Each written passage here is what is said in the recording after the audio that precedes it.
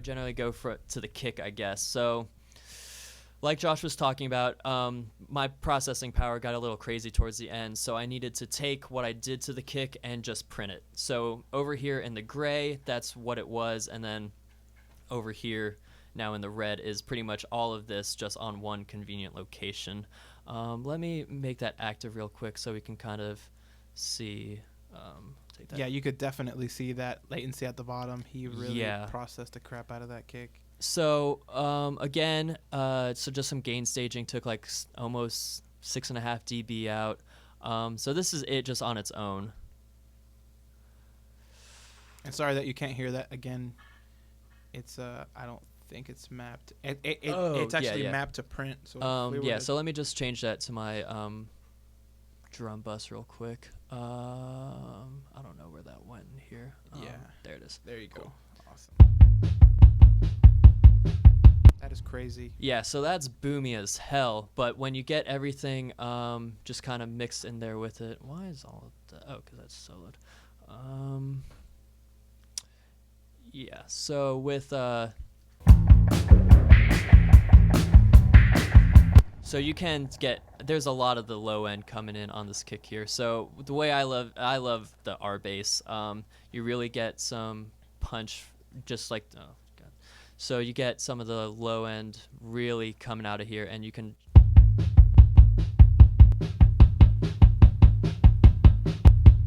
so you can just hear a drastic difference from there. Just find the frequency that you like. The intensity is just how much of it, and you generally got to turn the gain down a bit because it'll just boost it like crazy. Love the Puig Child. If you really want to make things punchy, I think it's a great way of doing it. Again, turning the noise off. The time constraint, I generally don't have it on 1 just because that's really fast, just the release time. So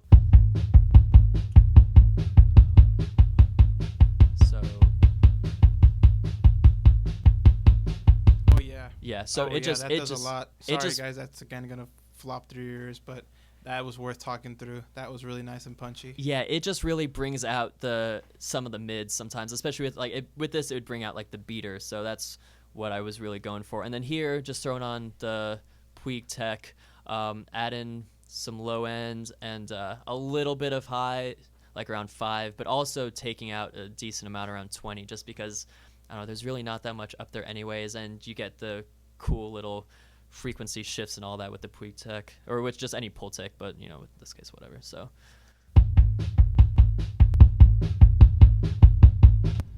So that's really what's adding a lot of the low end, I think, in compared to the R bass. I know I had all of this going last time, so just kind of.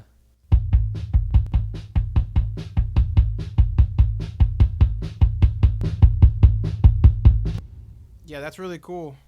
And like we said, just to conserve CPU power, what we did is just print that all to that one track right next to it, the comp. Oops. So we're able to hide that and make it inactive. I hit it. Didn't make it inactive, but I'm just going to do that now because didn't really do it for anything else. Going to take this out of mute. So then go on to the snare from there. With this song, one of the most impressive things to me was the snare. It's a nice snare, guys. I mean, this is it on its own. Let me just take out all of the stuff that I did to it so you can kind of hear just how it sounds.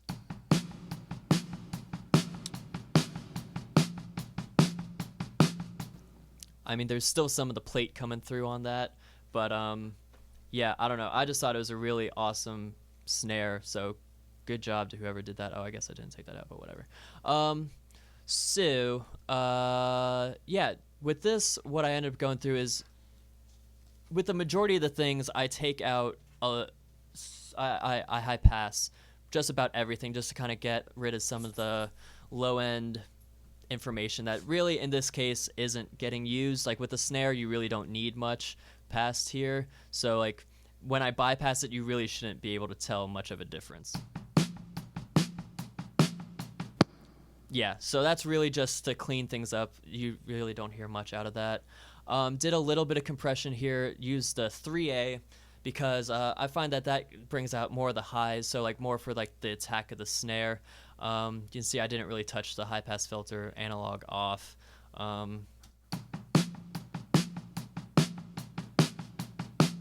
Yeah, so I got more of the splat out of that. Didn't do too crazy compression, mainly because I do so much elsewhere and with the overheads that I really didn't want to go overboard.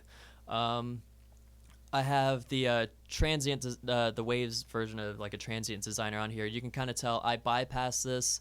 I automate the bypass just because towards the end of the song, there's one part where it's just like way too punchy and the snap. So I just wanted to bypass that and kind of get rid of it. So here is...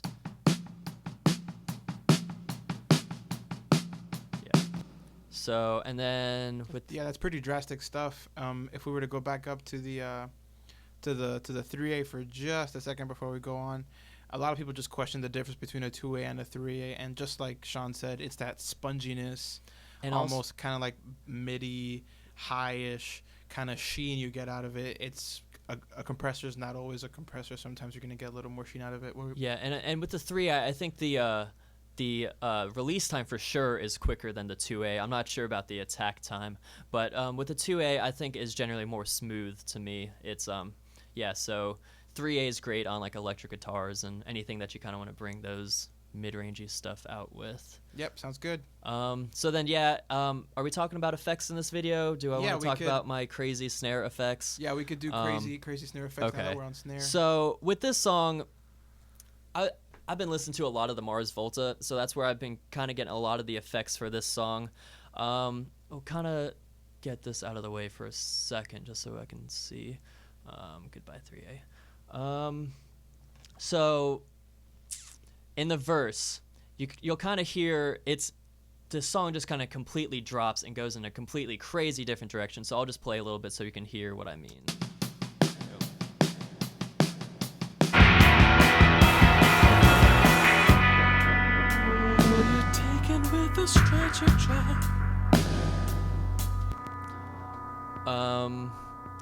So pretty crazy. It just drops out and does this whole soulful thing, and with everything off, with just the drums, don't want to do that.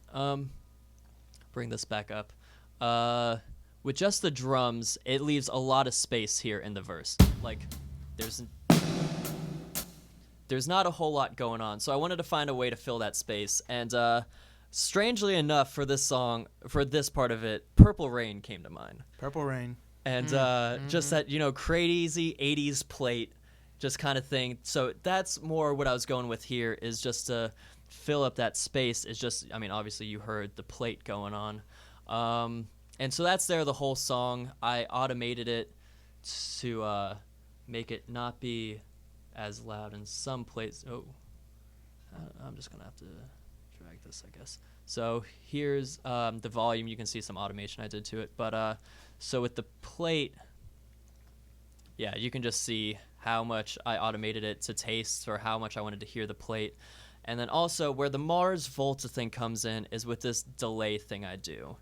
I guess I just kept the level for that the same. But over here... So, that's literally just a snare, but in context with the song...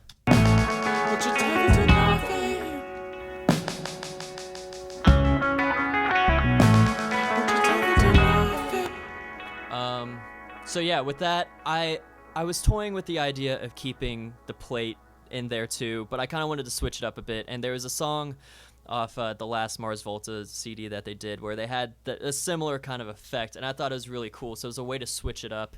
And with that, I toyed around with the automation and used different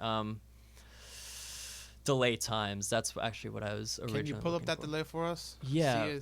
That's a different delay. But we could pull up the mix window. Yeah, so the mix window again. Labeled it snare delay. So just a stock digi plug. Nice. Nothing really crazy with that. Have it sync to the tempo. None of the depth or rate or anything like that. But where it comes in with that craziness is I do a bit of filtering out. So I filter out a bunch of the low and mid end to kind of give it that really just the high end. And then I boost it a little bit around around 6K so that with the feedback, it just really pops. So And if you saw on the delay, the main thing that I was editing was just like making a triplet or dotted.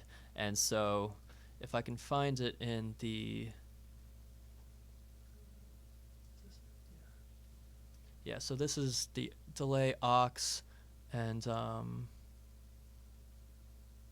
so yeah, so like here you can see when I made it a dot and when a triplet. Yeah, so you're just able to change the feel of it throughout the song without having to go in there and, well, you are actually going in there and changing the parameter on the fly when you want it. This is a good way instead of, if you didn't want to print stuff all the time, you can just write automation, have it happen, and you're good to go. And he's using a stock DigiPlug, so all of us who use Pro Tools do have this, and something like this is available in every DAW. And just in case you're curious how I did that, in order to enable the plugin automation, you got to click on this little box here, and then here are all your parameters within the plugin. And so I did this, and you just add it. And then if you go over here, like I was showing you, it just shows like really wherever you do any of the kind of automation, this is where it pops up.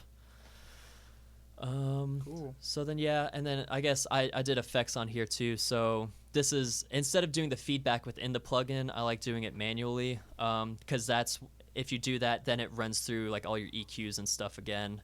So I just like doing that. Run it through my delay verb a bit just to kind of give it the plate, and then same with that Vox verb just to give it the sense of space, so it's just not a completely dry reverb. Talk about how you got that delay through the bus. I'm sorry, the feedback.